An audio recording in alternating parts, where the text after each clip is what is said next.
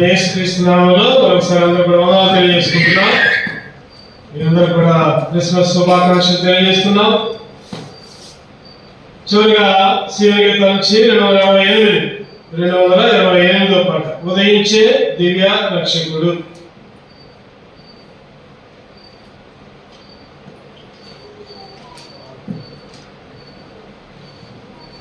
ఉదయించే దివ్య రక్షకుడు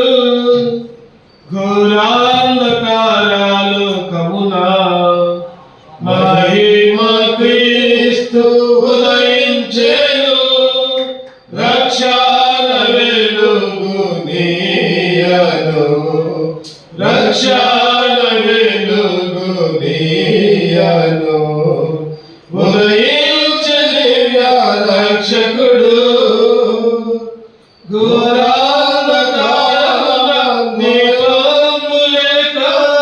పలుమారు పడుచుండగా ఘోరాకారమున దీపము లేక పలుమారు పడుచుండగా దుఃఖ నిరాశ యాత్రికులంతా దారి తప్పియుండగా దుఃఖ నిరాశ యాత్రికులంతా దారి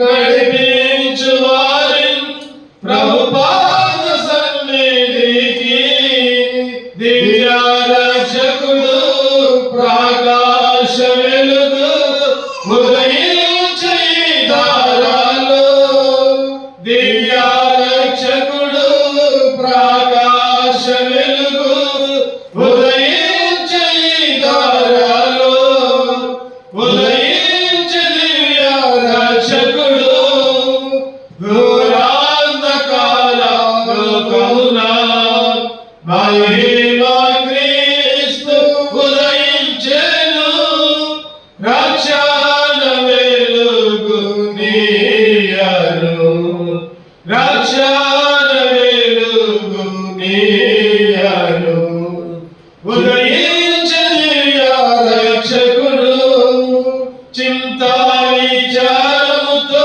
నిండి ఉన్న లోకాలని చింతా విచారముతో నిండి ఉన్న లోకాలని పాపములుని నశించిపోగా ఆత్మవిమోచకుడు పాపములుని నశించిపోగా ఆత్మవిమోచకుడు వారికై నరకమునందు నిత్యజీవమునివ్వరు దివ్య రక్షకుడు ప్రకాశ ద్వారా ఉదయించి రక్షింపను దివ్య రక్షకుడు ప్రకాశ ద్వారా ఉదయించి రక్షింపను ఉదయించే దివ్య రక్షకుడు ఘోరాంధకార లోకమునా మహిమ క్రీస్తు ఉదయించెను రక్షణ వెలుగు నీయను రక్షణ వెలుగు నీయను ఉదయించే దివ్య రక్షకుడు పరలోక తండ్రి కరుణించి మనలా పంపేను క్రీస్తు ప్రభు పరలోక తండ్రి కరుణించి మనలా పంపేను క్రీస్తు ప్రభు లోకాంతులకు దృష్టి అరుదించే క్రీస్తు ప్రభు లోకాంతులకు దృష్టి అరుదించే క్రీస్తు ప్రభు శ్రీకారి నుండి దైవ వెలుగు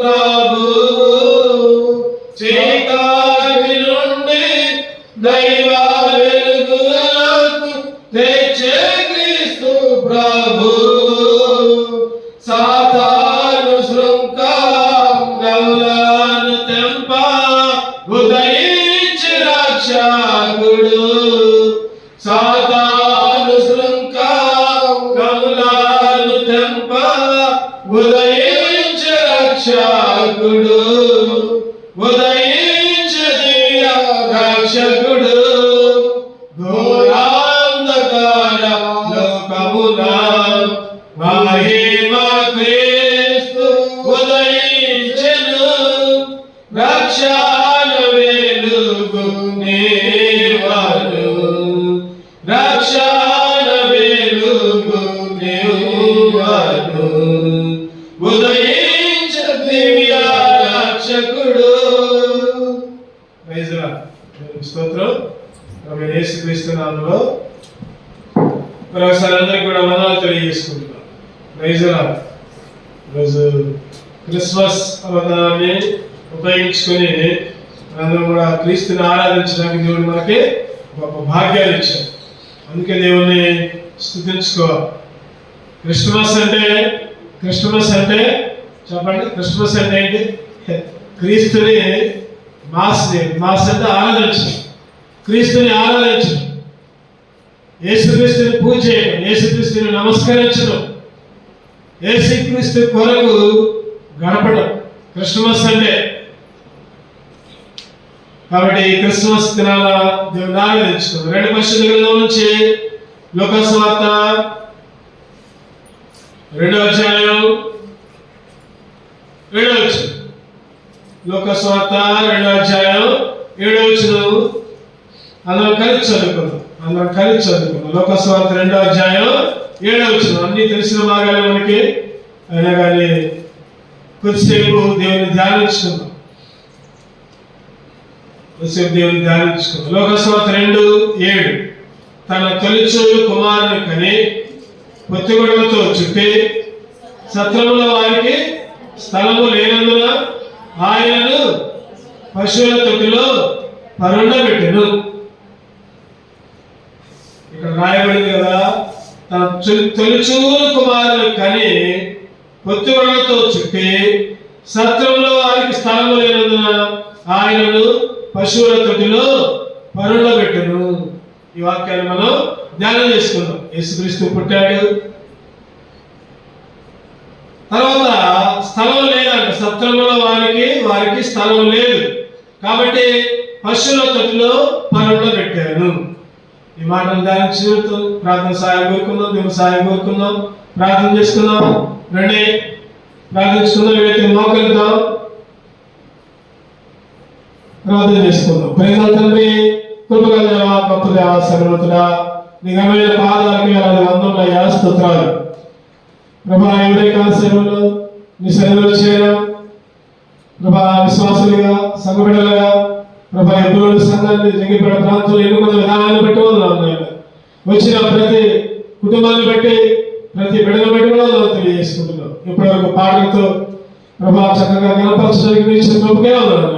వాక్య భాగాన్ని కూడా ధ్యానం చేస్తుండగా మీరే మాతో మాట్లాడుతున్నాండి ప్రభా, ఏకమైన మాటలు మాకు నేర్పుతారండి. ఏదో క్రిస్మస్ అంటే ఆచారం కాదు కానీ, ఏదో క్రిస్మస్ అంటే వేషాలు కాదు కానీ, నిజంగా స్తుతించి, నిజంగా కనపరిచి, నిజంగా ఆరాధించే విధంగా నన్ను మమ్మల్ని సిద్ధపరుస్తున్నామని ఈ సమయాన్ని జ్ఞాపకం చెప్పుకుంటూ, నన్ను తగ్గించుకుంటూ కనపరుచుకుంటూ యేసుక్రీస్తు పరిశుద్ధులను ప్రార్థించి వేడుకొంచున్నాము తండ్రి, ఆమేన్.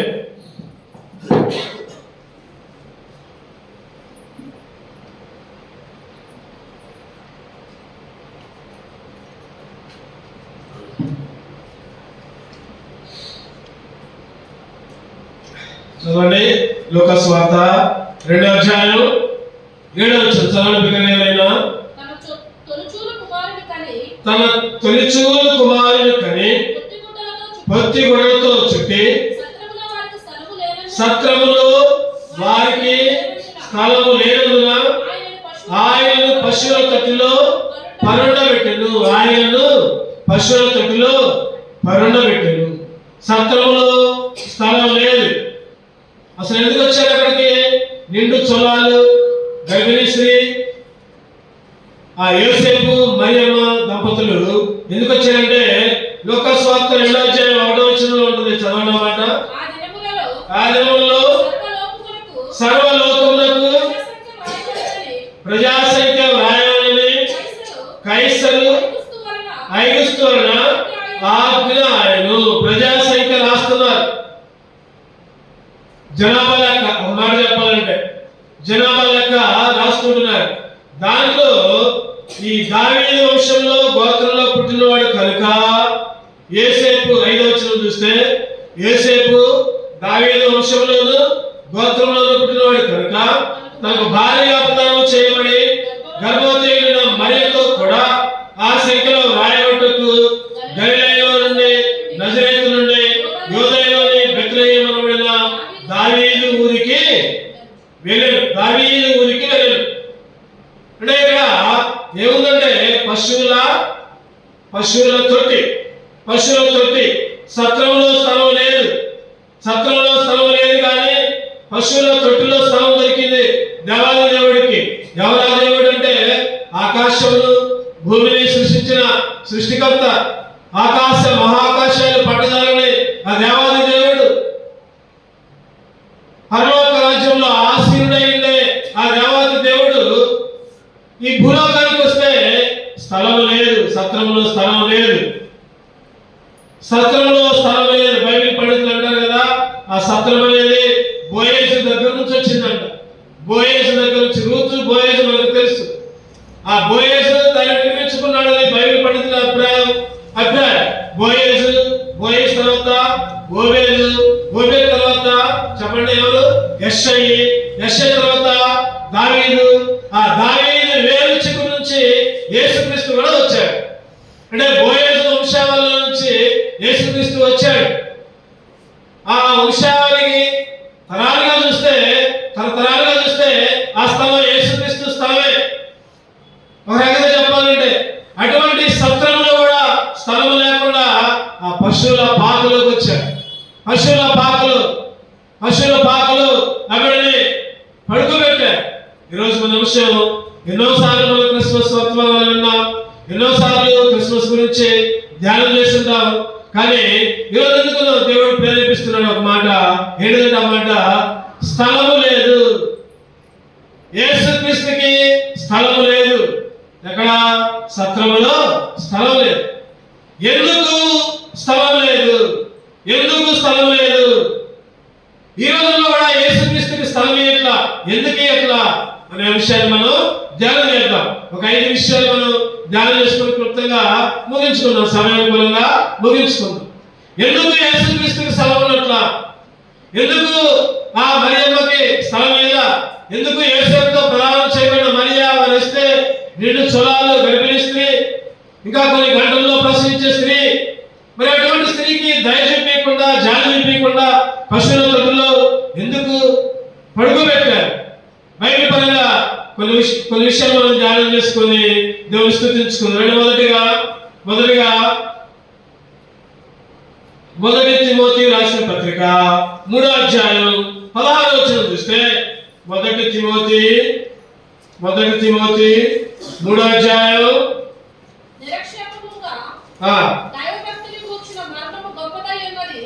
దైవ భక్తిని కూర్చిన మర్మము గొప్పదైనది.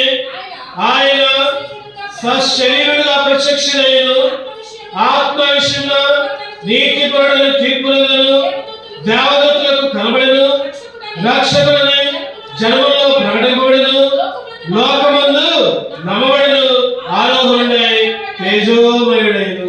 ఆయన సశరీరుడుగా అంటే శరీరము కలిగిన వాడిగా ఈ లోకంలో పుట్టాడు. మరి ఎందుకు ఆయనకి స్థలం లేదంటే క్లుప్తంగా ధ్యానించాలంటే శరీర రూపంలో పుట్టిన దేవదేవునికి స్థలం లేదు. ఎందుకంటే ఆయనే లోక రక్షకుడని, యేసుక్రీస్తే ఈ పాప మానవాళికి పాపాన్ని తొలగించే ఏకైక రక్షకుడని ఆ సత్రపు యజమానికి తెలియాలి. ఆయన రక్షకుడని ఆ సత్రపు యజమానికి తెలుసుకోలేకపోయాడు, ఆ యజమాని గుర్తించలేకపోయాడు. యేసుక్రీస్తుని కనుక్కోలేదు. అంటే యేసుక్రీస్తే ఈ బిడ్డని తెలుసుకోలేకపోయాడు. నిజంగా యేసుక్రీస్తే నేనే యేసుక్రీస్తుని, ఆయనే లోక రక్షకుడని, ఆయనే లోక మానవాళి కొరకు మరణిస్తాడని, ఆయనే శిలువలో రక్తం కారుస్తాడని నిజంగా ఆ సత్రపు యజమానికి తెలిస్తే సత్రంలో కాదు ఇంట్లోనే స్థలం ఇచ్చారు. తెలియలా, గుర్తించరా అధికారి, ఆ యజమాని గుర్తించరా. నిజంగా ఆలోచిస్తే ఈ రోజు కూడా చాలా మంది యేసుక్రీస్తు దేవుడని గుర్తించట్లా, యేసుక్రీస్తు లోకరక్షకుడిని గుర్తించట్లా. అనుకుంటున్నారు కదా, మా కులానికి ఒక దేవుడు ఉన్నాడు, మా మతానికి ఒక దేవుడు ఉన్నాడు, లేదా మా ప్రాంతానికి ఒక దేవుడు ఉన్నాడు, రకరకాల దేవుళ్ళు ఉన్నారని చాలా మంది భ్రమలో పడిపోతున్నారు. కానీ యేసుక్రీస్తే దేవుడని గుర్తించలేకపోతున్నారు. ఆ రోజు ఆ సత్రం యజమాని యేసుక్రీస్తే ఆ బాలుడిగా పుట్టాడని గుర్తించలేదు కాబట్టి స్థలమే లేదు. కానీ ఈ రోజైతే ఎన్నో వాక్యాలు వింటున్నాం, ఎంతో మంది చెప్తున్నారు, టీవీల్లో, రేడియోల్లో, లేకపోతే యూట్యూబ్లో ఎంతో మంది దైవజనులు యేసుక్రీస్తు తప్ప వేరే దేవుడని లేడు అని ఎంతో చెప్తున్నా కూడా పట్టించుకోవట్లేదు. స్థలమీయంగా యేసుక్రీస్తుని గుర్తించట్లా. ఒకరోజు ఆయన ఏదో ఒక సింహంలాగా తిరిగి వస్తాడు. యేసుక్రీస్తుని అంగీకరిస్తే వారిని పరలోకానికి తీసుకెళ్తాడు, యేసుక్రీస్తుని అంగీకరించకపోతే నరకానికి పంపిస్తాడు అని ఎవరు కూడా గుర్తించలేకపోతున్నారు. అమాయక ప్రజలు. ఈ లోకపరంగా జ్ఞానం ఉంది కానీ బైబిల్ ఉంటుంది కదా, చెప్పండి. ఈ లోక జ్ఞానము దేవుని దృష్టిలో వెరితనమని బైబిల్ చెబుతుంది. అసలైన జ్ఞానం చాలాసార్లు చెప్పుకుందాం. అసలైన జ్ఞానం యేసుక్రీస్తే దేవుడని నమ్మడమే అసలైన జ్ఞానం. ఆ సత్రపు యజమాని యేసుక్రీస్తుని గుర్తించలేదు, యేసు ఎవరో తెలుసుకోలేదు. ఆయన భవిష్యత్తులో ప్రాణం అర్పిస్తాడని, రక్తం కాస్తాడని, ఆ రక్తంలో ప్రతి పాపాన్ని కడుగుతాడని గుర్తించలేకపోయాడు. అందుకనే స్థలము లేదు. ఈరోజు కూడా మనం కూడా అదే పరిస్థితిలో ఉన్నాం. యేసుక్రీస్తే నిజమైన దేవుడని గుర్తించాలి. చదవండి. రెండో విషయంలో చదవండి. మొదటిగా ఏంటంటే ఆ అధికారి లేకపోతే ఆ సత్రపు యజమాని యేసుక్రీస్తు ఎవరో గుర్తించలేకపోయాడు. రెండవదిగా చదవండి. లోక సువార్త 24:44. రెండవదిగా లోక సువార్త 24:44. అంతటా ఆయన మోషే ధర్మశాస్త్రములోను ప్రవక్తల గ్రంథములోను కీర్తనలోను నన్ను గూర్చి రాయబడినవన్నీ నెరవేరవలెనని నేను మీ యొద్ద ఉండినప్పుడు మీతో చెప్పిన మాటలు నెరవేరునని వారితో చెప్పెను. మీతో చెప్పిన మాటలు నెరవేరునని. ఇక్కడ చూస్తే మోషే ధర్మశాస్త్రంలో అంట, ఇంకా చెప్పండి ప్రవక్తల గ్రంథాల్లోను కీర్తనలోను యేసుక్రీస్తు గురించి రాయబడింది. యేసుక్రీస్తు కన్యమరియ గర్భంలో పుడతాడని యెషయా గారు ఆ రోజే ప్రవచించారు. మీకా గారు కూడా తన పుస్తకంలో రాశారు, బెత్లెహేములో యేసుక్రీస్తు పుడతాడని. చదువుకుందారండి. మీకా 5వ అధ్యాయం, మీకా 5 చూద్దారండి. ఎన్నో మాట అంటే ఎన్నో వచ్చిన అంటే 2వ వచనం, 766 పేజీ నంబర్. మీకా 5:2. బెత్లెహేము ఎఫ్రాతా యూదావారి కుటుంబములో నీవు స్వల్ప గ్రామమైనను నా కొరకు ఇశ్రాయేలీయుల 50వాడు నీలో నుండి వచ్చును. నా కొరకు ఇశ్రాయేలీయుల 50వాడు నీలో నుండి వచ్చును. ఎన్నో ప్రవక్తలు, ఎంతో మంది ప్రవక్తలు, ఎన్నో గ్రంథాల్లో సంఖ్యాకాండంలో రాయబడింది, యెషయా గ్రంథంలో రాయబడింది, మీకా గ్రంథంలో రాయబడింది. అదేవిధంగా యోబు గ్రంథంలో కూడా ఒక మాట రాయబడింది, పాప సహితుల్లో నుంచి పాప రహితుడు పుడతాడని. లోక 1:37 కూడా రాయబడింది, ఈ లోకంలో యేసుక్రీస్తు పుడతాడని. ఎన్నో ప్రవచనాలు ఉన్నాయి కానీ స్థలం ఇలా అంటే దాని అర్థం ఏంటంటే ఆ సత్రపు యజమానికి ధర్మశాస్త్రం గురించి తెలియదు, బైబిల్లో రాయబడిన విషయాలు తెలియవు, దేవుని గ్రంథంలో ఏమేమి రాయబడిందో ఏ మాటలు రాయబడిందో తెలియలేకపోయింది. అంటే బైబిల్ చదవట్లా, చెప్పాలంటే లేఖనాలు ఎరగట్ల. ఆ సత్రపు యజమాని లేకపోతే అక్కడ ఉన్న అందరూ కూడా లేఖనాలు తెలిస్తే, బైబిల్ చదివితే యేసుక్రీస్తు పుడతాడు కనియమనే గర్భాలు అని ఒకసారి చదువుకొని ఉంటే ఖచ్చితంగా స్థలం ఇచ్చేవారు. ఎందుకు ఇవ్వట్లేదంటే లేఖనాలు ఎరగట్లా, ధర్మశాస్త్రం చదవట్లా, బైబిల్ చదువుకోవట్లా. ఆ రోజు అందుకని స్థలం లేదు. మరి ఈ రోజు కూడా యేసుక్రీస్తుకి ఎందుకు స్థలం ఇవ్వట్లా, యేసుక్రీస్తుని ఎందుకు అంగీకరించలేదంటే చాలా మంది బైబిల్ చదువుతున్నారు కానీ ఆ గ్రహింపట్లేదు. బైబిల్ చదువుతున్నారు, పైన చదువుకుంటూ పోతున్నారు, లోపల అర్థం గ్రహించట్లా, వాక్యాలు నెరవేర్పు గ్రహించట్లా, ధర్మశాస్త్రాన్ని అర్థం చేసుకోవట్లా, లేఖనాల నెరవేర్పు ఎవరు ఎరగలేకపోతున్నారు, లేఖనాల గురించి ఆలోచించలేకపోతున్నారు. ఎన్నో ఘోరమైన సంగతులు బైబిల్లో రాయబడ్డారు. ఎన్నో ఘోరమైన సంగతులు. ఆయన నీ కొరకు నా కొరకు ప్రాణం పెట్టి మళ్ళా తిరిగి రానింటున్నాడని బైబిల్ చెప్తుంది. నిద్ర మొత్తం వదలండి, చీకటి అయిపోవచ్చింది, తెల్లవారుతుంది, పగులు సమీపమైంది, లేవండి అని చెప్తున్నా కూడా ఇంకా నిద్రమత్తులోనే ఉంటున్నారు ఈ లోక ప్రజలు. ఎందుకంటే దేవుని రాకడను గుర్తించట్లా, యేసుక్రీస్తుని అడగట్లా, యేసుక్రీస్తుని గుర్తించట్లా, ఆయన త్వరలో రానంటున్నాడు అని ఎవరు ఎరగలేకపోతున్నారు. అందుకే ఈ రోజు చాలా కుటుంబాల్లో యేసుక్రీస్తుని అంగీకరించని కుటుంబాలుగా ఉంటున్నారు, మందిరానికి రాని కుటుంబాలుగా ఉంటున్నారు. యేసుక్రీస్తు అంటే తెలియని కుటుంబాలుగా ఉంటున్నాయి. తెలుస్తుంది కానీ నేను మా దేవుడు కాదులే, నేను వాళ్ళ దేవుడు, నేను ఏన దేవుడు, లేకపోతే నేను అమెరికా దేవుడు. ఈ మధ్య కొంతమంది అంటున్నారు అమెరికా దేవుడిని మన ఇండియా వాళ్ళు వెంటబడుతున్నారు ఏంటి, మన ఇండియా వాళ్ళు పూజ చేస్తున్నారు అంటున్నారు. నిజంగా అమెరికా దేవుడు కాదు యేసుక్రీస్తు, ఆసియా దేవుడు. ఆసియా ఖండంలో బెత్లెహేము ప్రాంతంలో, యెరూషలేము దేశంలో, ఇశ్రాయేల్ దేశంలో, ఆ యెరూషలేము పట్టణంలో ఉన్న బెత్లెహేము ప్రాంతం అంటే ప్రపంచ నడుగుడు. ప్రపంచ పటం ఒకసారి చూస్తే ఈ బెత్లెహేము అనే నగరం ప్రపంచానికి మధ్యలో ఉంది. ఎవరైనా ప్రభువు దేవుడు యేసుక్రీస్తు ఈ లోకాన్ని రక్షించేవాడు, ప్రపంచానికి దేవుడిగా ఉండాల్సిన వాడు ఎక్కడ పుడతాడంటే ఏదో ఒక మారుమూల ఖండంలో పుట్టడు, ప్రపంచానికి మధ్యలో. అదే జరిగింది. బెత్లెహేములో యేసుక్రీస్తు పుట్టాడు. అమెరికా దేవుడు కాదు, ఆసియా దేవుడే. ఒక మాట చెప్పాలంటే ఇండియాకి దగ్గరలోనే ఉంది ఇశ్రాయేల్ దేశం. అమెరికాకి కొన్ని వేల కిలోమీటర్లు ఉంది, కానీ ఇండియాకి చాలా దగ్గరలో. చాలా మంది చెప్తున్నారు అమెరికా దేవుడిని వెంబడిస్తున్నారు. యేసుక్రీస్తు అమెరికా వాళ్ళకి కాదు, లేకపోతే ఫలానా కులానికి కాదు. యేసుక్రీస్తు అందరికీ ప్రభు అని బైబిల్ చెప్తుంది. యేసుక్రీస్తు అందరికీ ప్రభు, యేసుక్రీస్తు అందరి కొరకు మరణించడం బైబిల్ చెప్తుంది. యేసుక్రీస్తు అందరి పాపాలని తీసుకొస్తాడని బైబిల్ చెప్తుంది. ఏ కులమైనా, ఏ మతమైనా, ఏ రంగైనా, ఏ దేశమైనా, ఏ ప్రాంతమైనా, ఏ ఖండమైనా యేసుక్రీస్తు అందరికీ ప్రభు. ఏ భేదం లేదు, అందరూ కూడా పాపం చేశారు. ఒక మాట చెప్పండి, అమెరికా వాళ్ళకి బ్లడ్ ఎర్రగానే ఉంటుంది. తర్వాత వెస్ట్ ఇండీస్ పోతే వాళ్ళు చుట్టానికి భయంకరంగా నల్లగా ఉంటారు, నీకు జాతి. వాళ్ళని వచ్చిన రక్తం ఎర్రగానే ఉంటుంది, లేకపోతే ఇండియా వాళ్ళు వచ్చిన రక్తం ఎర్రగానే ఉంటుంది. అందరికీ సమానమే.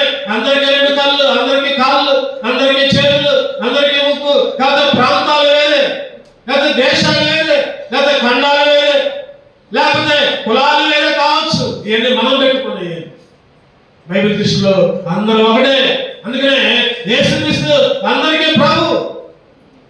ఆ సత్రపు యజమాని లేదా అక్కడ ఉన్న ప్రజలు యేసుక్రీస్తుని గుర్తించలేకపోయారు. కారణం ఏంటంటే లేఖనాలు చదవట్లా, బైబిల్ చదవట్లా. ఒకసారి బైబిల్ ఆలోచిస్తే, బైబిల్ గురించి ధ్యానిస్తే ఆది కాండం నుంచి ప్రకటన గ్రంథం వరకు, ఆది కాండం నుంచి మలాకి వరకు, పాత నిబంధన, తర్వాత మత్తయి సువార్త నుంచి ప్రకటన గ్రంథం వరకు, కొత్త నిబంధన, పాత నిబంధన. ఈ బైబిల్లో ఆదాము దగ్గర నుంచి ఇప్పటిదాకా చరిత్ర రాయబడింది. ఎక్కడ కూడా చరిత్ర లేదు, ఎక్కడ కూడా చరిత్ర రాయబడాల. ఎర్ర సముద్రం అని, ఎర్ర సముద్రం నుండి పాయలుగా ఉండమని, ఫరో రాజ్యం అని, లేకపోతే రోమ సామ్రాజ్యం అని, గ్రీకు సామ్రాజ్యం అని, బబులోను సామ్రాజ్యం అని, ఇవన్నీ చరిత్ర క్లియర్ గా ఉన్నాయి బైబిల్లో. చాలా మంది బైబిల్ చదవట్ల, చాలా మంది బైబిల్ అర్థం చేసుకోవట్ల, చాలా మంది లేఖనాలను అందుకే అందుకే యేసుక్రీస్తుకి ఈరోజు స్థలమే లేకపోతున్నారు. యేసుక్రీస్తుకి స్థలమే లేకపోతున్నారు. ఆ రోజు సత్రంలో స్థలం లేదు, ఈరోజు కూడా స్థలమే లేకపోతున్నారు. ఆ రోజు సత్రంలో ఎందుకు స్థలమే లేదంటే ఒకటో కారణం చెప్పండి, యేసుక్రీస్తు ఎవరో తెలుసుకోలేకపోయారు. రెండవది ఏంటంటే లేఖనాలు ఎరగల. ఈ రోజుల్లో కూడా ఎందుకు స్థలం ఇవ్వట్లేదంటే యేసుక్రీస్తుని గుర్తించట్లా, యేసుక్రీస్తుని నమ్మట్లా అవ్వట్లేదు. రెండవది బైబిల్ చదవట్లా, వాక్యాలు గుర్తుంచుకోవట్లా. రెండో కారణం. చూడండి, మూడోది ఈరోజు మనం గుర్తించాలి, అన్ని గుర్తించాలి. యేసుక్రీస్తు ఎవరో తెలుసుకోవాలి, లేఖనాలు ఎరగాలి. మూడో విషయం లూకాసు వార్త 2వ అధ్యాయం 5వ వచనం. లూకాసు వార్త 2:5 యోసేపు దావీదు వంశములోను గోత్రములోను పుట్టినవాడు కనుక తనకు భార్యగా ప్రదానం చేయబడి గర్భవతి అయిన మరియతో కూడా ఆ సంఖ్యలో వ్రాయబట్టుకు గలిలయలోని నజరేతు నుండి యోదయలోని బెత్లెహేము అనబడిన దావీదు ఊరికి వెళ్ళెను. వారికి ఉన్నప్పుడు ఆమె ప్రసవములు సమీపించాయి. వారికి సత్రంలో స్థలము లేదు. ఎందుకంటే ప్రజా సంఖ్యలతో ఎక్కడెక్కడో ఉన్న వాళ్ళందరూ వచ్చారు, ఎక్కడెక్కడో నివసించే వాళ్ళందరూ వచ్చారు. సత్రంలో ఖాళీ లేదు. సత్రం అంటే ఒక మాట చెప్పాలంటే, ఈ రోజుల్లో ఒక ఉదాహరణగా చెప్పాలంటే ఒక లాడ్జ్, ఒక రూమ్ అనుకుందాం కొద్దిగా. ఆ రోజు సత్రం అనే పేరు పిలవబడింది, ఈ రోజు ఏమో లాడ్జ్ అనే పేరు పిలవబడింది. ఆ మధ్య హైదరాబాద్ లో ఒక మ్యాచ్ జరిగింది, క్రికెట్ మ్యాచ్ జరిగితే ఆ వరల్డ్ కప్ సందర్భంగా ఒక మ్యాచ్ జరిగితే ఎక్కడెక్కడో వచ్చి హైదరాబాద్ లో రూములు తీసుకున్నారు. ఎక్కడెక్కడో ఏ దేశాలలో రూములు తీసుకున్నారు. రూములు ఖాళీ లేవు ఆ రోజుల్లో. ఎందుకని క్రికెట్ మ్యాచ్ చూడడానికి వచ్చి అందరూ కూడా రూముల్లో ఉన్నారు. రూముల్లో ఉన్నామన్నా కొంతమందికి రూములు దొరకల. కారణం ఏంటంటే నిండిపోయిన ఆ రోజు సత్రంలో కూడా అందరూ రకరకాల ప్రాంతాల నుంచి జనాభా లెక్క రాపించుకోవడానికి వచ్చి ఉంటారు. గొప్పలు ఉంటారు, దాంట్లో కొంతమంది ఉద్యోగస్తులు ఉంటారు, లేకపోతే మంచి అధికారులు ఉంటారు. వాళ్ళందరూ కూడా ఆ సత్రాన్ని బుక్ చేసుకుని ఉంటారు, ఆ సత్రాన్ని రిజర్వ్ చేయించుకుని ఉంటారు. అంటే ఖాళీ లేదు, అందరూ నిండిపోయారు. దాంట్లో ఏమాత్రం కూడా ఖాళీ లేదు. ఏమాత్రం కూడా కనపాల సత్రం. అందుకే యేసుక్రీస్తుని బయట పశువుల తొట్టిలో మరణపెట్టారు. నచ్చడం ఏంటంటే ఆ రోజేమో అధికారులు లేకపోతే డబ్బుల్లోనూ లేకపోతే ఉన్నతమైన వాళ్ళు వచ్చి బుక్ చేసుకున్నారు, స్థలం లేదు. ఈ రోజు కూడా చాలా మంది వాళ్ళ ఇళ్ళల్లో అంటే హృదయమైన ఇంట్లో ఒక్కొక్కరికి ఒక్కొక్క ఇల్లు ఉంది. శారీరకంగా కాదు, ఆత్మీయంగా ఆలోచిస్తే హృదయం అనే ఇంటిలో ఖాళీ లేదు. యేసుక్రీస్తుకి హృదయంలో ఎందుకు స్థానం ఇవ్వట్లేదు ఈ రోజుల్లో అంటే హృదయం ఖాళీగా లేదు. హృదయంలో దొంగతనాలు ఉన్నాయి, అబద్ధాలు ఉన్నాయి, మోసాలు ఉన్నాయి, మాయలు ఉన్నాయి, పాపం ఉంది, దుర్మార్గత ఉంది, దేవునికి వ్యతిరేకమైన జీవితం అంతా ఉంది. ఈ లోకంలో ఉన్న చెత్త అంతా ఉంది. మాట చెప్పాలంటే ఈ లోకంలో ఉన్న చెత్త సినిమాలని, సీరియళ్ళని, లేకపోతే పాటలని, లేకపోతే డాన్సులని. కొన్ని ప్రాంతాల్లో కొన్ని ఊర్లలో విన్నా నేను ఏంటంటే, ఈరోజు క్రిస్మస్ కదా, సాయంత్రం అంట యవనస్తులందరూ డీజే బాక్సులు పెట్టుకొని డాన్సులు వేసుకుంటారు. అంటే క్రిస్మస్ కాబట్టి డాన్సులు, డీజేలు, లేకపోతే ఇంకేదో అన్నిటికీ స్థలం ఉంటుంది. స్టార్లకు స్థలం ఉంటుంది, లైటింగ్ స్థలం ఉంటుంది, లేకపోతే పిండి వంటలకు స్థలం ఉంటుంది, అన్నిటికీ ఉంటుంది. ఈ లోకంలో చెత్త అంతటికి ఉంటుంది. కానీ యేసుక్రీస్తుకి హృదయంలో స్థానం లేదు. యేసుక్రీస్తుకి స్థానం లేదు. యేసుక్రీస్తు బిడ్డలే, దేవుని బిడ్డలే, క్రైస్తవులే, విశ్వాసులే, రక్షణ పొందినోళ్ళే, కానీ అన్నిటికీ స్థానం ఇస్తున్నారు. ఈరోజు సత్రంలో స్థలం లేదు. ఎందుకంటే ఆ సత్రం అనేది అందరితో కూడా నిండిపోయింది.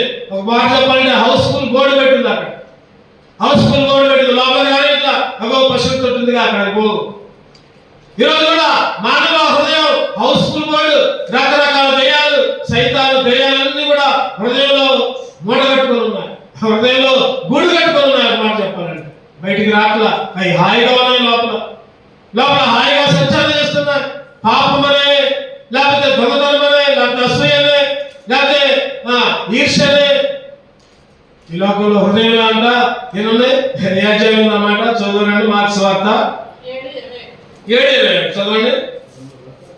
మార్క్స్ వార్త 7:21. లోపల నుండి అనగా మనుషుల హృదయంలో నుండి దురాలోచనలు, జాగ్రత్తలు, దొంగతనములు, నరహత్యలు,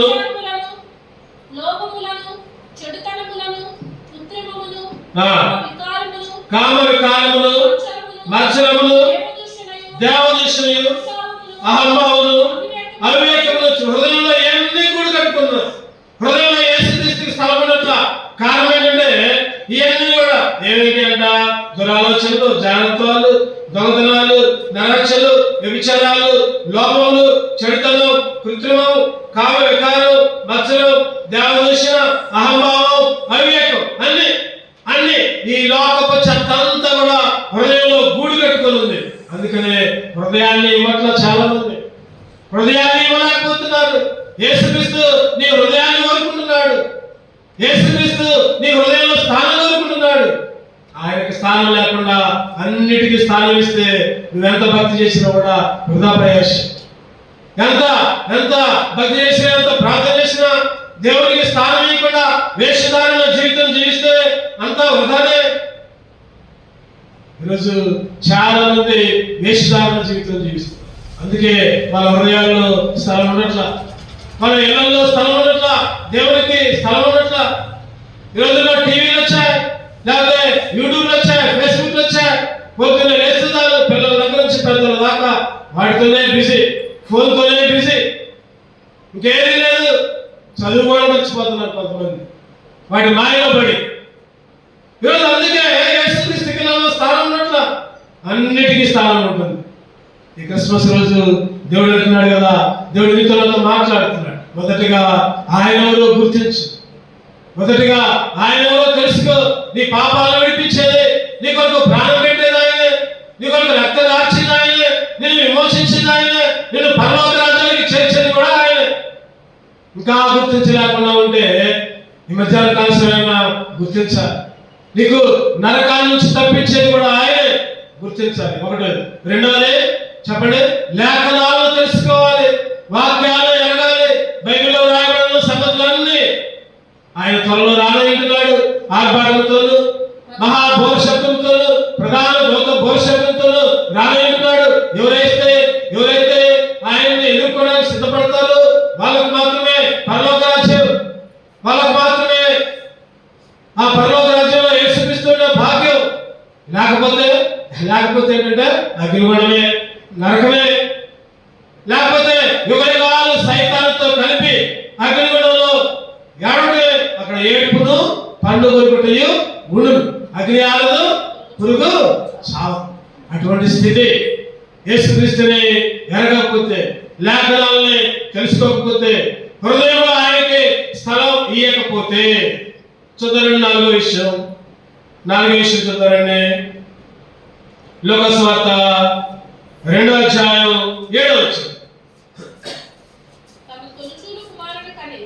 తన తొలిచూలు కుమారుని కని పొత్తి గుడ్డలతో చుట్టి సత్రంలో వారికి స్థలం లేనందున ఆయనను పశువుల తొట్టిలో పరుండబెట్టిన. తొలిచూలు కుమారు అంటే ఆ సత్రం దగ్గరకు వచ్చేసరికి యోసేపు మరియమ్మని మనం చూస్తూ ఉంటాం ఫోటోల్లో. మరియమ్మని గొర్రెల మీద పెట్టుకొని కూర్చోబెట్టుకుంటూ యోసేపు నడుచుకుంటూ వస్తానని కొన్ని ఫోటోలు చూస్తూ ఉంటాం. దిగిన తర్వాత అంటే నిండు నెలల చొలాలు, నిండు నెలల గర్భవతి. ఆ సత్రం యజమాని కానీ చుట్టుపక్కల చూసే వాళ్ళు కానీ ఏమాత్రం కూడా దయ లేదు, కనికరం లేదు, దేన మనస్సు లేదు. అటువంటి పరిస్థితి, భయంకరమైన పరిస్థితి. సపోజ్ ఎవరైనా దారిలో పోయేటప్పుడు ఎవరైనా కింద పడ్డారనుకోండి, మానవత్వం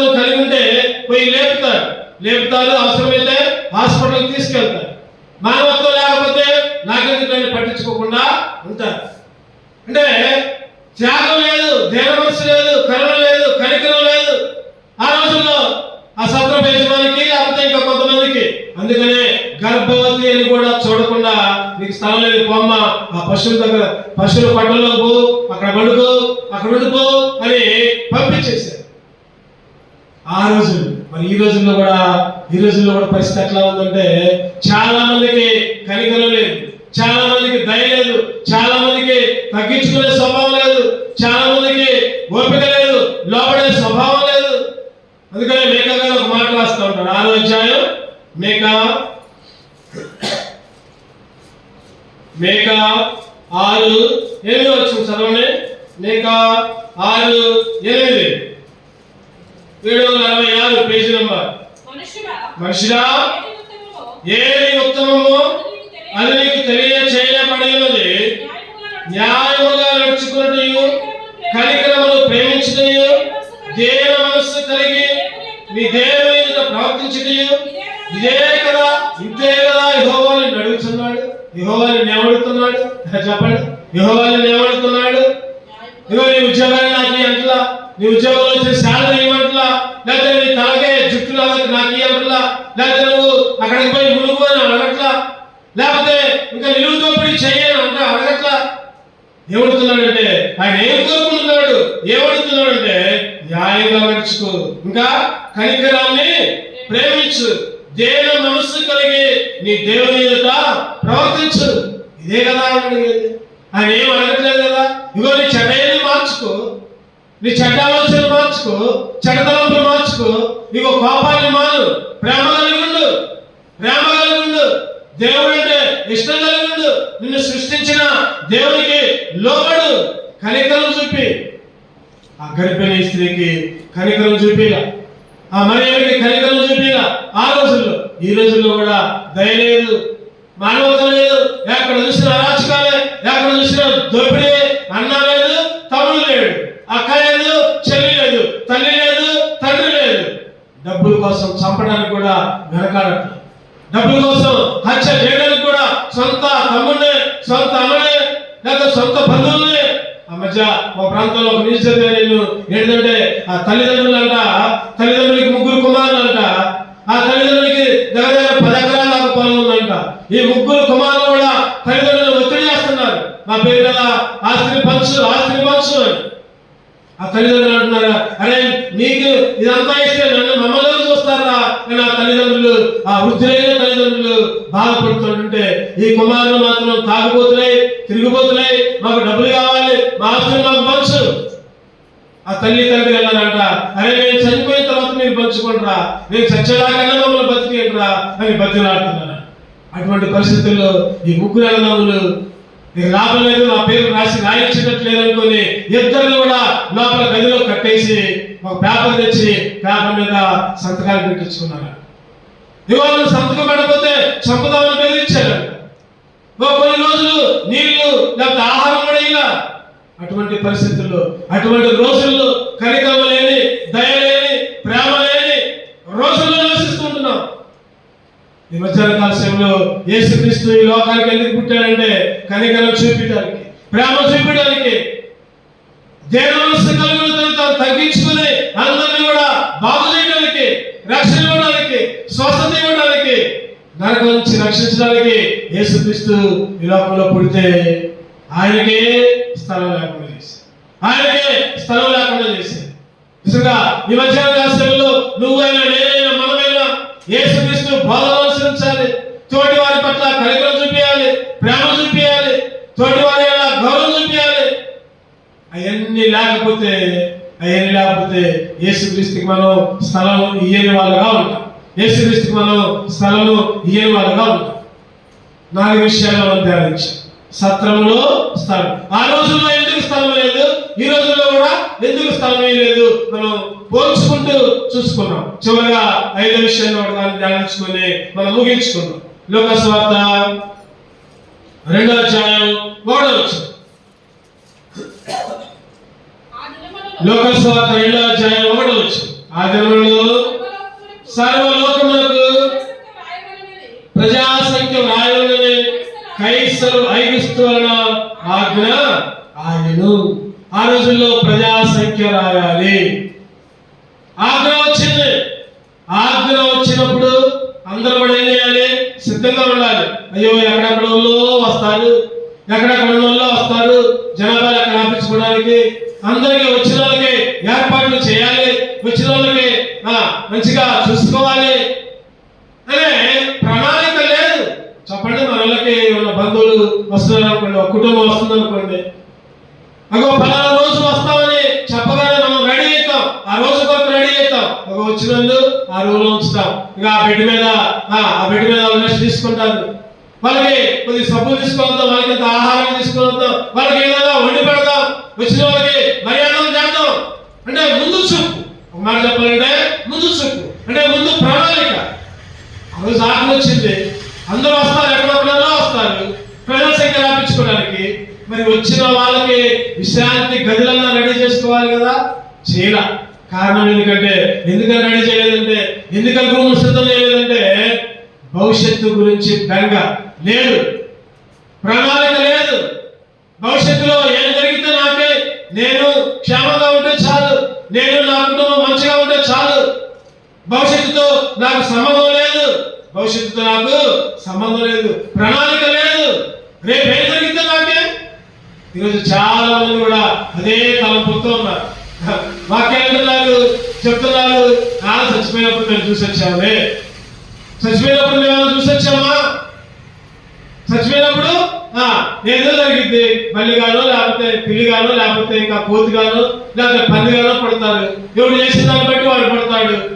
బైబిల్ అంటుంది మనిషికి రెండో జన్మ లేదు. ఇప్పుడే ప్రాణం చేసుకోవాలి. నువ్వు ఈ లోకంలో 70 సంవత్సరాలు 80 సంవత్సరాలు ఉండటానికి ఎంతో ప్రణాళిక.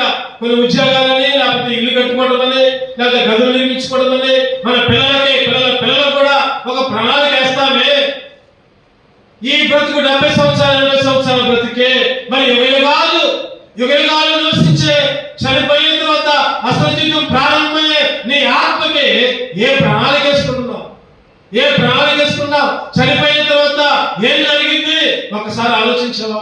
చనిపోయిన తర్వాత ఏమైంది? చనిపోయిన తర్వాత ఎక్కడికి వెళ్తాం అని ఆలోచించావా? భవిష్యత్తు ప్రణాళిక లేదు. భవిష్యత్తు ప్రణాళిక లేదు కాబట్టి చాలా మంది యేసుక్రీస్తుని అంగీకరించట్లా. తింటున్నాం, తాగుతున్నాం, సుఖిస్తున్నాం, అంతే అయిపోయింది. కావో పీవో ఎంజాయ్ కరో అన్నాడు. తిను, త్రాగు, సుఖించు. ఓ ప్రాణమా, బైబిల్లో ఒక ఆయన చూస్తా ఉంటాం, ఆయన మాత్రం మంచి ప్రణాళిక ఉంది. ఏంటిది? నా కొట్లు, నా పంటలు బాగా పడుతున్నాయి, నా కొట్లు విప్పి మరలా కట్టిస్తా. మంచి ప్రణాళిక చేసుకున్నాం. చూద్దాం అన్నమాట. లోకస్వార్త 12:17. లోకస్వార్త 12:17. అప్పుడు అతడు నా పంట సమకూర్చుకొనుటకు నాకు స్థలము చాలదు కనుక నేనేమి చేతులను తనలో తాను ఆలోచించుకొని నేను నాకు చేతును నా కొట్లు విప్పి వాటికంటే గొప్ప వాటిని కట్టించి అందులో నా ధాన్యవంతుడిని నా ఆస్తిని సమకూర్చుకొని నా ప్రాణంతో ప్రాణమా అనేక సంవత్సరాలకి విస్తారమైన ఆస్తి నీకు సమకూర్చబడినది. సుఖించుము, తినుము, త్రాగుము, సంతోషించుమని చెప్పుదని అనుకుంటున్నాను. ఇక్కడ ఈ వ్యక్తికి ప్రణాళిక ఉంది. అరే నాకు పంటలు బాగా పడుతున్నాయి, ఈ కొట్లు చాలట్లా, కొత్త కొట్లు కట్టుకోవాలి, తినాలి, తాగాలి, సుఖించాలి. అంటే చాలా మందికి ఎట్లా ఉందంటే ఈ లోకము కొరకు ప్రణాళిక వేసుకుంటున్నారు. ఇగో నేను ముసలి అయిపోతున్నా, నా పిల్లలకు కొద్దిగా ఆస్తి రావాలి, వాళ్ళ పేరు మీద కొద్దిగా పొలాలు కావాలి, వాళ్ళ పేరు మీద ఇల్లు కట్టుకోవాలి, వాళ్ళ పేరు మీద ఇంకేదో చేయాలి అనే తలంపులోనే లోక ఆశలో ఉంటున్నాం. కానీ భవిష్యత్తు ప్రణాళిక తెలియదు. ఏదో ఒకరు చనిపోతాం, చనిపోయిన తర్వాత ఇవన్నీ కూడా వెంట రావు అని తెలుసుకోలేకపోతున్నారు. ఆ సమయంలోనే అయితే దేవుడు ఏమన్నాడు చెప్పండి? వెర్రివాడా, ఈ రాత్రి నీ ప్రాణం అడుగుతున్నాను, నీవు సిద్ధపరిచినవి ఎవరి వగులని అతనితో చెప్పాను. రాత్రి నీ ప్రాణం అడిగితే బైబిల్ అంటుంది కదా, రేపేమి సంభవిస్తుందో తెలియదు. బైబిల్ చెప్తుంది రేపేం జరుగుతుందో తెలియదు. మనిషి జీవితం ఇంతలో కనబడి అంతలో మాయమైపోయే ఆవిరి వంటిది. జీవితం జీవించే నువ్వు ఈ లోకం కొరకే అన్ని ప్రణాళికలు సిద్ధం చేసుకుంటున్నావే, మరి ఆత్మీయంగా భవిష్యత్తులో నీ ముందు చూపేంటి? ఆత్మీయంగా భవిష్యత్తులో నీ ప్రణాళిక ఏంటి?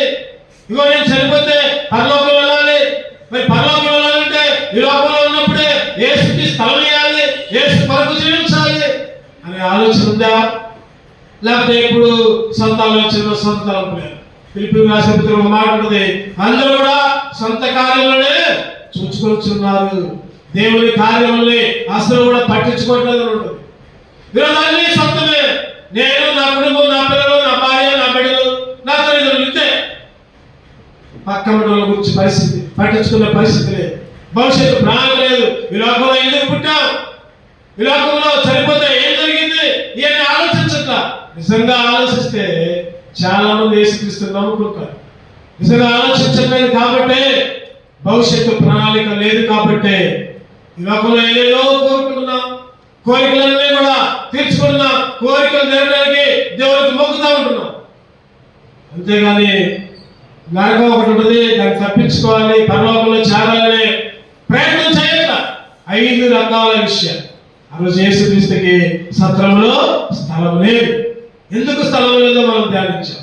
ఎందుకు స్థలం లేదంటే చెప్పండి, ఆయన ఎవరు గుర్తించట్లా, యేసుక్రీస్తుని ఎవరు గుర్తించట్లా. ఈరోజు నువ్వు నేను కూడా యేసు ఎవరు గుర్తించాలి. ఆయన మన పాపాలను విమోచించేది, ఆయన కొరకు జీవించాలి, రక్షణ పొందాలి, మార్గదర్శనం పొందాలి, బాప్తిసం తీసుకోవాలి, లేకపోతే అగ్నిగుండమే. ఆయన కొరకు జీవించాలి, ఆయన మాత్రమే పరలోక రాజ్యం చేర్చేవాడని గుర్తించాలి. ఒకటి. రెండవది, లేఖనాలు ఎరగట్ల, వాక్యాలు తెలుసుకోట్ల, చదువుతున్నారు కానీ పైకి. ఈరోజు వాక్యాలను గ్రహించే వాళ్ళగా మనం ఉండాలి. మూడవదిగా, మన హృదయంలో ఖాళీ ఉండాలి, మన హృదయంలో ఖాళీ చేసుకోవాలి. లోకంలో చెత్త అంతా హృదయం నుంచి తీసేయాలి, అప్పుడే యేసుక్రీస్తు మన హృదయంలోకి వస్తాడు. నాలుగవదిగా ఏంటంటే జాలి, దయ, కనికరం, ప్రేమ కలిగి ఉండాలి. మనం అవన్నీ లేకుండా మరి స్టూర్చిన భక్తి చేద్దామంటే కుదరదు. జాలి కలిగి ఉండాలి. చివరిగా ఐదవదిగా భవిష్యత్తులో ఏమి జరుగుతుంది. ఇగో రేపైంది, సంవత్సరం అయింది, 10 సంవత్సరాలు అయింది, ఇగో నేను ఏదో చనిపోవాలి. మరి చనిపోయిన తర్వాత ఏంటి, అది ఆలోచించాలి. మరి చనిపోయిన తర్వాత ఏంటి? యేసుక్రీస్తుని అంగీకరిస్తే పరలోకం, యేసుక్రీస్తుని నమ్మకపోతే అగ్నిగుండం. తెలుసుకోవాలి ఈ మాట తెలుసుకోవాలి. ఈ మాట తెలుసుకోకపోతే, భవిష్యత్తు గురించి ఆలోచించకపోతే, ఈ లోకంలో ఉన్నప్పుడే భవిష్యత్తు గురించి సిద్ధపడకపోతే బుద్ధి లేని కన్యకల్లాగా బయటనే ఉంటాం. బుద్ధి లేని కన్యకలు, నూనె లేదు, బయటే. ఈరోజు బిడ్డలు రకరకాల కోరికలు కోరుకుంటూ ఇష్టం వచ్చిన జీవితాన్ని జీవిస్తూ ఉంటున్నారు. ఒక చిన్న ఉదాహరణ చెప్పి నేను ముగిస్తాను. చిన్న ఉదాహరణ, ఒక ఇద్దరు యవనస్తులు ఉన్నారు. చక్కటి డిగ్రీ అయిపోయింది, ఇద్దరికి డిగ్రీ అయిపోయింది. దేవుని మందిరానికి వస్తున్నారు, మందిరంలో దేవునికి లోబడుతున్నారు, మంచిగా పనులన్నీ చేస్తున్నారు. ఒక స్త్రీ ఏమో ధనవంతురాలు, ఒక అమ్మాయి ఏమో ధనవంతురాలు, ఇంకొక అమ్మాయి ఏమో పేదరాలు. ఇద్దరు మందిరానికి వస్తున్నారు. సేవకుడు అన్నాడు కదా, అమ్మా చాలా సంతోషం అమ్మా, మీరు మందిరంలో ప్రతి గుడికి వస్తున్నారు, దేవుడు మీకు చక్కటి మేలు చేస్తారు, భవిష్యత్తులో చక్కటి ఆరోగ్యాలు, చక్కటి ఉద్యోగాలు, చక్కటి వివాహాలు దేవుడు చేస్తాడు, మీరు ఈ విధంగానే కంటిన్యూ కాదమ్మా అంటే వాళ్ళు ఆ విధంగానే సేవకుడికి లోబడ్డారు. మందిరంలో రావడం, శుభ్రంగా వాడటం, చేపలు వేయడం, మందిరంలో పనులు చేయడం, ఇద్దరు కూడా చక్కని విధేయత. మనకి సమయం వచ్చింది. ఏం సమయం అంటే పెళ్లి చేసుకునే సమయం వచ్చింది. మరి ఆ ఇద్దరు మందిరానికి వస్తున్నారు కదా, ప్రార్థన చేసుకుంటున్నారు. ధనవంతురాలైన యవన కన్యక ప్రార్థన చేసుకుంటుంది, దేవా ఇగో 2-3 సంవత్సరాల నుంచి నీ మందిరంలో పనిచేస్తున్నానయ్యా, ప్రభా నాకు చక్కటి భర్తని అయ్యా, మా ఇంట్లో వివాహ సంబంధాలు చూస్తున్నారు, చక్కటి భర్తని, మంచి అందగాడు కావాలి, మంచి ఉద్యోగస్తులు కావాలి, మంచి కుటుంబం, మేడలు, మిద్దులు, కార్లు, బంగాలు ఉండాలి.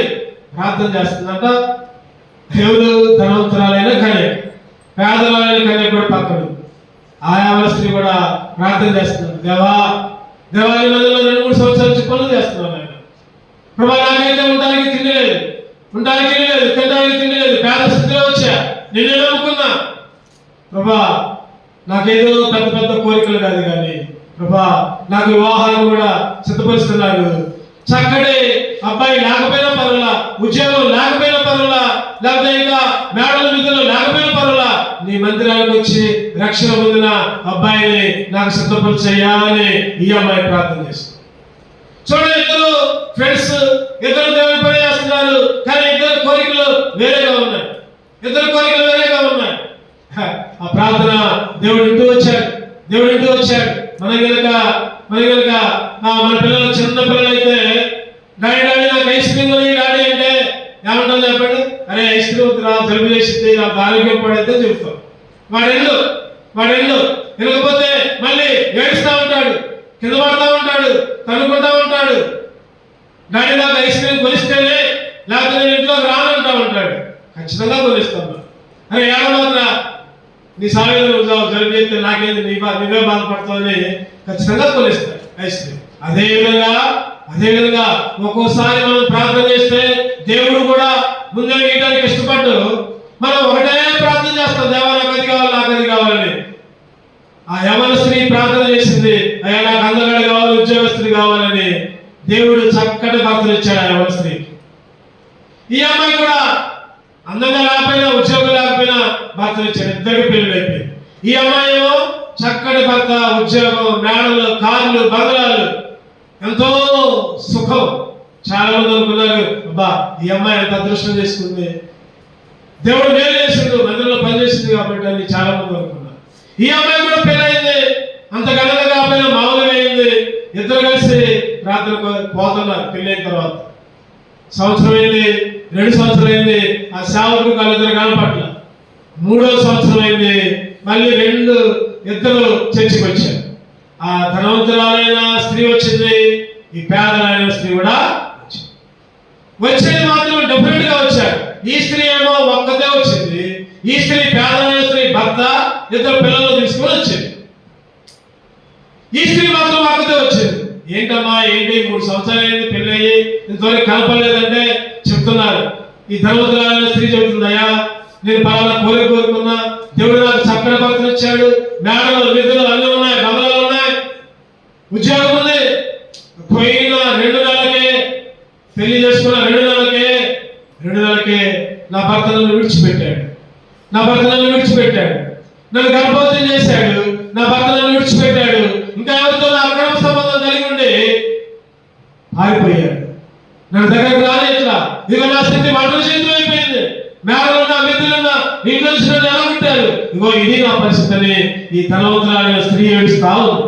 ఈ పేదలైన స్త్రీ, అమ్మ నీ సంగతి ఏంటి అని అడిగితే ఆ స్త్రీ అన్నారు కదా, అయ్యా అయ్యారు మీ ప్రార్థన వల్ల, దేవుని మందిరంలో పనిచేయడం వల్ల నాకు ఉద్యోగం లేకపోయినా చక్కటి భర్తని దేవుడు ఇచ్చాడు. దేవుడితో ఎక్కడ పోయినా మందిరానికి పోయేవాళ్ళు, మందిరంలో దేవుడు స్థుతించేవాళ్ళు. దేవుడు తర్వాత నా భర్తకి మంచి ఉద్యోగం ఇచ్చాడు, నాకు కూడా ఇచ్చాడు ఉద్యోగం. ఇద్దరికి దేవుడు 2 పిల్లలు ఇచ్చాడు. మేము సంతోషంగా దేవుని సన్నిధిలో వెళ్తున్నాం. ఒకప్పుడు తినడానికి తిండి లేదు, కానీ ఇప్పుడైతే సంతోషంగా అన్ని ఉన్నాయి. అయినా కానీ దేవుడు మర్చిపోట్ల. దేవుడు మమ్మల్ని ఈ స్థితిలో ఉంచాడు, ప్రార్థన చేయండి అయ్యగారు అని ఈ సిస్టర్. ఈ 2 కన్యకలు చూడండి, ఒకసారి ఆలోచిస్తే ఈరోజు చాలా మంది లోకములోనే కావాలని కోరుకుంటున్నారు. నాకు అది కావాలి, నాకు ఇది కావాలి, నేను ఉన్నతంగా ఉండాలని రకరకాల కోరికలు కోరుకుంటున్నారు. కానీ దేవునిలో ఉండే కోరిక ఎవరు కోరుకోలేకపోతున్నారు. దేవునితో సహవాసం చేసే కోరిక ఎవరు కోరుకోలేకపోతున్నారు. ఇవంత ఆస్తిపరమైనా, ధనవంతుడైనా, లేదా ఇంకా ఏదన్నా సరే దేవుడు లేకుండా, దేవుని మందిరం లేకుండా నీకు ఏది కలిగి ఉన్నా శూన్యమైన బైబిల్ చెప్తుంది. సంతోషం ఉండదు, సమాధానం ఉండదు. కానీ ఏది లేకపోయినా పర్వాలా, దేవుళ్ళు భయభక్తులతో ఉంటే, దేవుని మందిరంలో జీవిస్తే, దేవుని మందిరంలో దేవుని ఘనపరిస్తే, దేవుడు నిన్ను కూడా ఘనపరుస్తూ ఉంటాడు. అందుకనే ఈ లోకంలో ఉన్నప్పుడే దేవుని కోరుకోవాలి. దేవా నాకు చక్కటి మందిరాన్ని అయ్యా, ప్రభా చక్కటి మందిరాన్ని ఇచ్చావు, ఈ మందిరంలో చనిపోయేదాకా జీవించే భాగ్యాన్ని అయ్యా కోరుకోవాలి. ప్రభా నీతో సహవాసాన్ని ఉండే భాగ్యాన్ని అయ్యా కోరుకోవాలి. ఆ ధనవంతురాలైన స్త్రీలాగా నాకు అది కావాలి, నాకు ఇది కావాలి, నాకు అవి కావాలి, ఈ కావాలని కోరుకుంటే మధ్యలోనే పోతాయి. అవన్నీ మధ్యలోనే పోతాయి. చివరికి ఒంటరిగా మిగిలిపోతావు, చివరికి దిక్కు లేదు, చివరికి మధ్యాహ్న సమయంలో ఈ క్రిస్మస్ రోజు దేవుని నేను కోరుకుంటున్నాను. దేవుని స్థలంలో ఉన్న భాగ్యం ఇయ్యాలి, కోరుకోవాలి. యేసుక్రీస్తుకి స్థలం ఇయ్యాలి. ప్రభా నా హృదయంలో నువ్వు ఉండయ్యా, నా హృదయంలో నువ్వు రాయ్యా, నా హృదయంలో నువ్వు ఉండే చాలయ్యా, ఇంకేది లేకపోయినా. అటువంటి కోరికలు కోరుకున్న వాళ్ళగా దేవుడి క్రిస్మస్ దినాన్ని మనందరికీ సంతోషకరమైన జీవితాన్ని దేవుడు మనకు అనుగ్రహించును గాక. ఆమేన్. రెండు కళ్ళు మూసుకుందాం, ప్రార్థన చేసుకుందాం. కళ్ళు మూసుకుందాం, ప్రార్థన చేసుకుందాం. ఒకసారి మనల్ని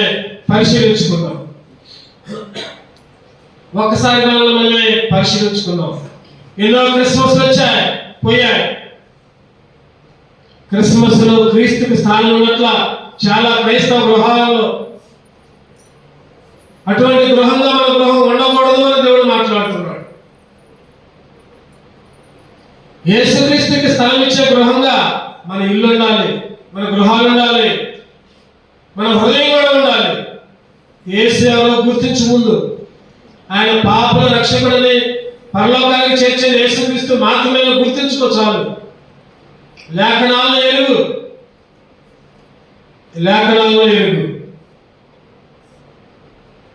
హృదయంలో చెత్త చెదారం ఉంటే తీసేయి, లోక సంబంధమైన ఏమైనా ఉంటే తీసేయి. హృదయాన్ని ఖాళీగా ఉంచుకో. యేసుక్రీస్తుకి స్థలమే. కనికరం, జాలి, దయ, ప్రేమ ఇవన్నీ కలిగుండు. ఇవన్నీ కూడా కలిగుండు. దేవస్థ కలిగుండు. తగ్గించుకునే స్వభావం కలిగుండు. అవన్నీ లేకపోతే యేసుకి స్థానం ఉండదు. చివరిగా నువ్వు చనిపోయిన తర్వాత ఏంటి పరిస్థితి, నీ భవిష్యత్తు ఏంటి ఒక్కసారి ఆలోచించు. ఈ లోకంలో ఉన్న భవిష్యత్తు కాదు. లోకంలో భవిష్యత్తు ఎంతలో సరే, మంచిగా ఉన్నా చెడ్డగా ఉన్నా చనిపోయేదాకే. అది మంచి అయినా చెడైనా చనిపోయేదాకే. చనిపోయిన తర్వాత అన్ని కూడా ఈ లోకంలో విడిచిపెడతాయి. ఈ లోకంలో విడవాలి. చనిపోయిన తర్వాత నీ భవిష్యత్తు ఏంటి ఆలోచించు. భవిష్యత్తు ప్రణాళిక రూపుదిద్దుకో. క్రిస్మస్ దినాన దేవుడు నీతో నాతో మాట్లాడుతుంటుండగా ఇంకా యేసుక్రీస్తుకి స్థలం వేయకుండా ఇంకా దేనికో స్థలం ఇస్తే దేవుని దృష్టిలో పరలోక రాజ్యం నీకు లేనంటే, పరలోక రాజ్యం కావాలంటే యేసుకి స్థలమే.